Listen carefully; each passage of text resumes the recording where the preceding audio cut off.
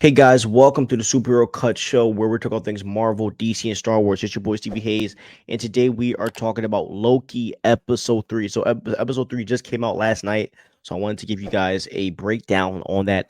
So let's get right into it, all right? Loki episode 3 breakdown. Ravonna steps out of a time door into a neighborhood in 1868 in Chicago on this sacred timeline. Ravonna is supposed to be meeting someone, but she has something that Miss Minutes needed her to bring. She's supposed to put whatever that package is in a particular window as instructed by He Who Remains. Her reward is supposed to be being at the top of the TVA along with Miss Minutes once things are back to the way it was. Inside the window, a young boy finds the package. It's a TVA manual.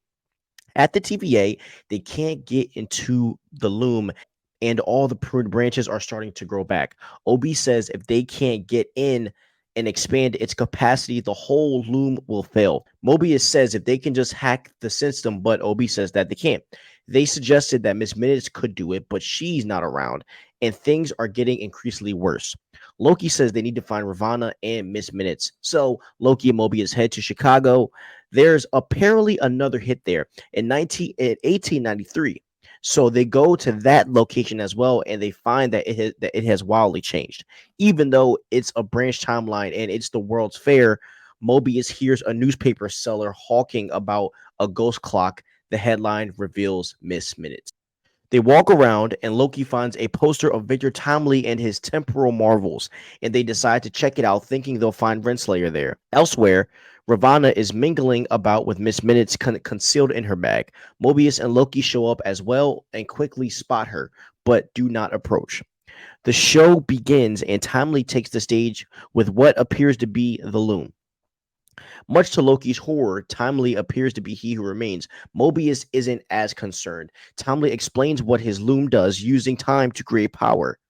The crowd is not impressed. Timely says he aims to light and power the entire planet. He starts up his loom and puts on quite a show before blowing it out. Mobius wants to apprehend him and take him back to the TVA so they can assess the loom there. Ravonna quickly approaches Timely, but some men confront him before they can talk. They want the patent rights to Timely. They want the patent rights, and Timely says no, and soon a bidding war starts. He makes a deal with a random dude for $1,000. Ravonna follows Timely while Loki and Mobius get into a little tussle after running into someone, but Loki obviously uses his, Asgardian magic and makes him disappear into the cage outside. Loki and Mobius catch up to them quickly. Timely is confronted by someone who bought another one of his inventions that clearly does not work because it turns out Timely is a bit of a con man, which is hilarious. Chaos starts to happen, but Timely escapes. B-15 calls Mobius and she tells him about a weird tempad reading right where he is. Sylvie shows up out of nowhere when Loki approaches Timely and tries to kill Victor Timely.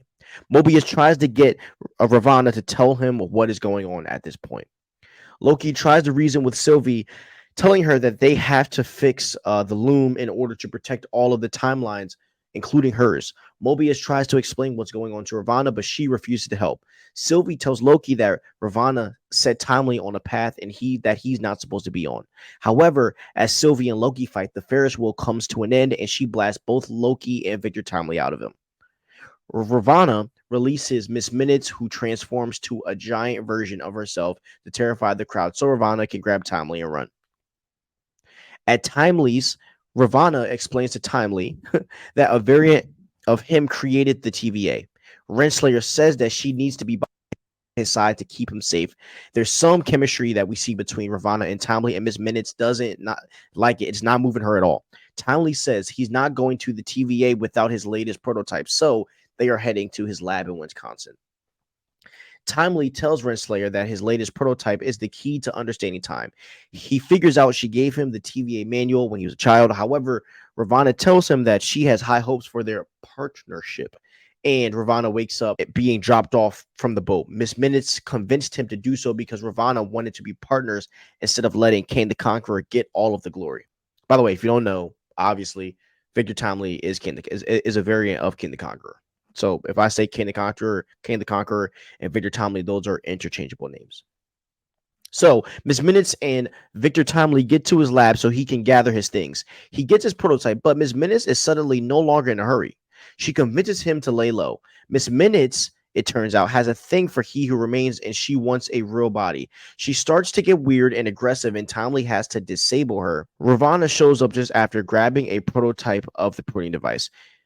She takes charge and tries to threaten him, but Loki and Mobius show up as well. Mobius tries to reason with Ravonna, but she's tired of getting no credit for her work. Things get tense, and suddenly Sylvie shows up. Timely pleads for his life, and she says, or it says, he's not He Who Remains, and he can make his own choices. Sylvie changes her mind and tells Loki and Mobius to get him out of there. They take him away, and she tells Loki not to make her regrets things, and leaves Ravonna Renslayer for her. Sylvie confronts Renslayer, says she wants power, a seat at the end of time, and she tells her to be careful what she wishes for, and then kicks her through a door and sends her to the Citadel, where He Who Remains dead corpse sits in a chair and the place is crumbling around them. Ravonna Renslayer lets Minutes out, who says she knows a really big secret about her that will make her angry. Now, what is that thing that Ravonna is going to know that will make her angry? Now, if you look back at the comic books, right? The sad story about Kang the Conqueror and Ravonna Renslayer is that they have this love thing where they always fall in love. And Kang tried his whole there's a whole story where Kang tried his whole life to try to make them be together, but at the end they never end up together. Ravonna always ends up dying in the end. And so maybe Miss Minutes tells her that Kang ends up killing her at this point, or that she dies, and that their love was true, but there's a in every single universe they will never end up together no matter what happens. Maybe that's what she gets told that makes her angry. I'm not necessarily sure. But, or maybe she could even show Ravonna the audio that Loki heard in the first episode where Kang was talking to Ravonna. I'm not sure, but I do have a theory for at least the end of this season. My theory is that the Council of Kings will kill Victor Timely because He Who Remains brings balance to the timeline, and the Council of Kings, in my opinion, I believe they are the ones that are causing all these branch timelines to happen and all of this jazz. So if Victor Timely is back at the TVA, we should expect the Council of Kings to be there to kill him. Now, I do like this version of Kang the Conqueror, aka Victor Timely. Some people do not like this version I've been seeing, but I like this non-serious tone because I know that it's going to get very serious, And once Victor gets to the TVA and sees his true place in all this and see how important he actually is, I believe that is when the tides are going to turn for this story, and it's going to get very serious. But yeah, so that's really all I have so far regarding the Loki episode 3. I think this was a good episode. I enjoyed it. I would give it a 8 out of 10, around that, the number 7.9.